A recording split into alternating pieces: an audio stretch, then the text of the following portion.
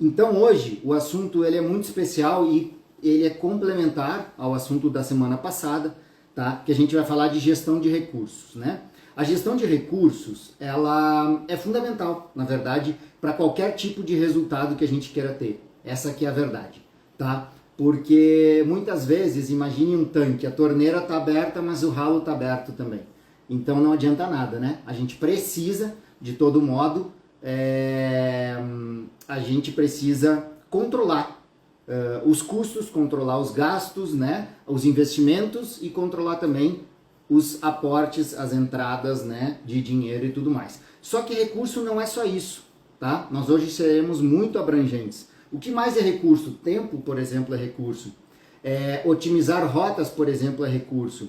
Saber dar valor exatamente para cada tipo de cliente, para cada tipo de relacionamento que tu tem comercial, é muito importante. Então nós vamos ver diversos fatores aqui que influenciam na gestão de recursos, tá bom? Nós vamos começar ensinando primeiramente o seguinte. Alguém já ouviu falar de Vilfredo Pareto? Esse cara, né, todo mundo já deve ter ouvido falar da lei de Pareto, mas não sabia quem era. Foi um cientista político e sociólogo e etc. Morreu lá em 1923. E esse cara, ele chegou a uma conclusão, tá? Quando ele estava fazendo um estudo de micro e macroeconomia e estudos sociais e políticos, ele chegou a uma conclusão. Ele estava falando na época da concentração de renda, mas ele viu um determinado padrão. 80% do dinheiro que existia estava na mão de 20% das pessoas. E ele, nossa, que estranho, como isso foi, né, bastante combinado, assim, e começou a aplicar para outras coisas. Vamos ver se para a empresa funciona. E tu vai perceber que 80% dos teus ganhos estão em 20% dos teus clientes. Tu vai ver que 80% dos teus custos domésticos da tua casa está em 20% das coisas. E tu começa a ver que, nossa, é só eu descobrir isso, eu vou atacar os 20%. Né? Como que eu ataco os 20%? Pode ser para economizar? Pode, sem problema nenhum. Mas pode ser para fazer disso o quê? Uma oportunidade. Vamos dar um exemplo? Curva ABC de clientes. Se eu sei que eu tenho clientes, e clientes, gente, vale para o vendedor, vale para o médico, vale para o psicólogo, vale para o advogado, vale para qualquer pessoa que constrói casas, que arruma, enfim, serviços gerais. Qualquer pessoa que tu preste um serviço em troca de um determinado montante em dinheiro é uma relação comercial, é uma venda. Em última análise, pode ser um paciente, pelo nome técnico, mas é um cliente. Ele deverá voltar, ele deverá indicar, ele deverá fidelizar contigo. Então, aqui é de forma muito abrangente, né? Desde da dona de casa para os seus recursos, vamos dizer, domésticos e pessoais, até uma pessoa do mais alto escalão de uma multinacional, como eu já tive o prazer de participar, ou então dono de uma empresa, né, de alto valor agregado e que consiga fazer, então, por exemplo, o uso dessa lei. Olha só que legal. Se tu entender o Pareto 80-20, significa o quê? Tu vai descobrir quem são os 20% dos teus clientes que dão 80% do teu resultado. O que significa dizer que esses clientes podem ser chamados de A, curva A. Depois eu terei os curva B e os curva C. Ah, tu tá categorizando, tu não vai contar para ninguém isso, mas tu tem que ter essa noção. Por quê?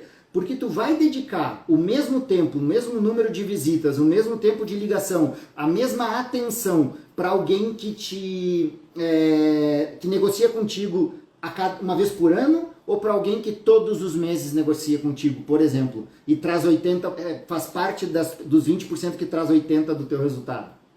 Então, um cliente curva A, um cliente curva B e um cliente curva C é só uma questão de distribuição. Porém, eu posso tornar um B em A. Como que eu faço isso? Como que eu faço essa transformação? Eu posso me dedicar a ele, vejo que ele tem mais potencial, está negociando pouco comigo, e eu consigo então dar uma atenção diferenciada e trazê-lo para o nosso 20%. Então, curva ABC é fundamental. Por que eu estou dizendo isso? Porque hoje é uma segunda-feira e o nosso combinado é, toda segunda-feira nós vamos falar de mercado, de negócios, de sempre assuntos pertinentes, né? Então, por que não falar hoje, né, da lei de Pareto, do meu 80-20? Então eu vou dedicar a minha semana, eu vou fazer a minha agenda baseado na curva ABC de clientes. Aqueles 20% dos clientes que trazem 80% do resultado, eles vão ser privilegiados em termos de visita, número de ligações, de atenção e etc e tal, tá? Todo cliente é importante, todo paciente é importante, toda pessoa que tu faz negócios é importante. Mas se tu souberes fazer uma boa gestão da tua carteira, tu vai saber também, em última análise, fazer uma boa gestão dos teus recursos. Porque tu vai gastar um pouco menos com quem deixa menos lucro e tu vai gastar um pouco mais com quem deixa mais lucro. E tu pode pegar alguém de pouco lucro, de C ou B, e torná-lo A como? Entendendo o potencial real de ticket que esse cliente tem, e aí tu te dedicar, não pelo que ele é hoje, mas pelo que ele pode ser. Mas essa é uma boa forma de gestão. A segunda forma de gestão, ela tem a ver com otimização, tá? Essa otimização, ela é o quê? Tempo, dinheiro e recursos limitados, como por exemplo combustível. Se eu fizer uma boa agenda na sexta-feira ou no domingo, ou na segunda eu fico em casa, eu simplesmente faço uma boa gestão da minha agenda para tornar a minha semana muito mais produtiva, o que eu posso fazer? Por exemplo, eu posso fazer roteiros. Eu não vou randomicamente em clientes, eu não vou randomicamente viajar, eu não vou randomicamente fazer atendimentos, por exemplo, em casas. Depende do teu tipo de negócio. Eu posso realmente, se eu sou uma pessoa de vendas externas ou de atendimento fora, ou um gestor, por exemplo, eu vou fazer uma otimização de recursos como? Eu não vou primeiro num cliente na ponta, por exemplo, norte, e depois o segundo lá na sul, o outro, não faz sentido, tá, gente? A gente acaba otimizando também nessa forma de roteiros, tá? Tem mais uma coisa muito legal que se faz em termos de otimização de recursos, tá? Que tem a ver com o planejamento. O planejamento, ele te torna muito, mas muito mais assertivo, tá? E de todo modo, muito mais econômico também, tá? A gente fazendo o planejamento, a gente utiliza os recursos certos, na quantidade certa, sem mais nem menos. Eu não vou economizar, mas eu não vou gastar a mais, e eu consigo me planejar e fazer, tá? Eu vou dar um exemplo para vocês. Supondo que eu vá fazer uma viagem com a minha família. E essa viagem, tá? Eu decido ela hoje para fazer daqui 1 ano. A gente vai discutir para onde a gente vai estudar os melhores hotéis mais bem posicionados, e eu vou fazer um book, eu vou realmente marcar, né, as datas com eles com uma boa antecedência, porque eu vou pegar o quê? Preço diferenciado. Eu vou comprar passagens de avião com bastante antecedência, o que vai dizer então que eu vou ter também preços muito diferenciados. Eu posso, por exemplo, para a Europa, vários lugares lá, como é que são? Tu consegue entender que tipo de atrações existem lá, e tu faz o quê? Tu consegue comprar antes, Disney nos Estados Unidos e etc. Tu consegue fazer planejamentos e comprar antes determinados passeios, por exemplo.